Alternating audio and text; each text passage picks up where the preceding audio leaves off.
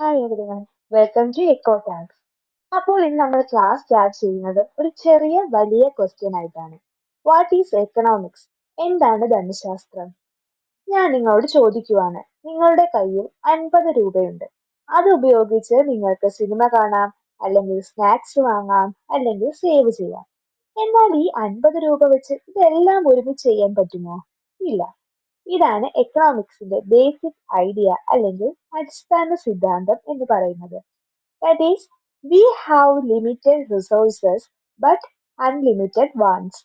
നമ്മുടെ സ്രോതസ്സുകൾ കുറവാണ്, പക്ഷെ ആഗ്രഹങ്ങളോ കുറവാണോ? അല്ല, അതിങ്ങനെ ഫുൾ സ്റ്റോപ്പ് ഇല്ലാതെ കിടക്കുവാണ്.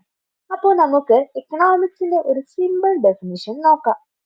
Economics is the study of how people, business, and governments make choices to use scarce resources to satisfy their needs and wants.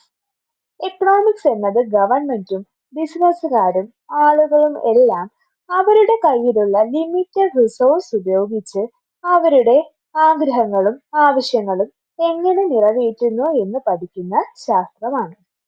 Simple ആയിട്ട് പറഞ്ഞാൽ economics is about making smart choices. നിങ്ങൾക്ക് smart choice എടുക്കണോ? Then let's study economics. Economics is everywhere.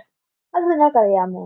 നമ്മൾ കരുതും economics എന്ന് പറയുന്നത് മണിയെ കുറിച്ച് മാത്രമുള്ള സ്റ്റഡി ആണെന്ന്. ബട്ട് നമുക്ക് തെറ്റി. നമ്മുടെ റിയൽ ലൈഫിൽ ഉണ്ടാകുന്ന ഒട്ടുമിക്ക ക്വസ്റ്റ്യൻസിനും ആൻസർ ചെയ്യാൻ എക്കണോമിക്സ് നമ്മളെ സഹായിക്കും. Just imagine some questions.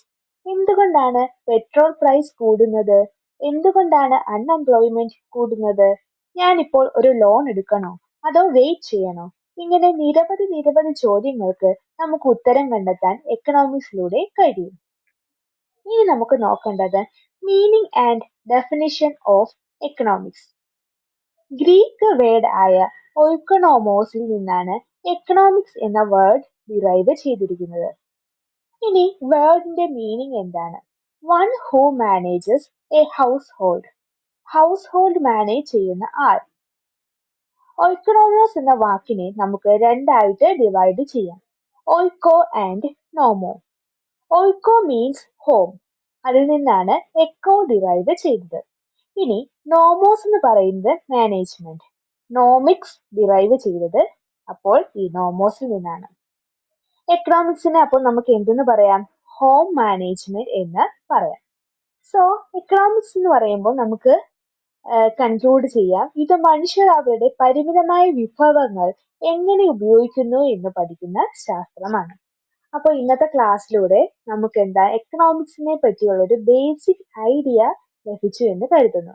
അപ്പോൾ ബാക്കിയുള്ള ടോപ്പിക്സുമായിട്ട് നമുക്ക് അടുത്ത ക്ലാസ്സിൽ കാണാം.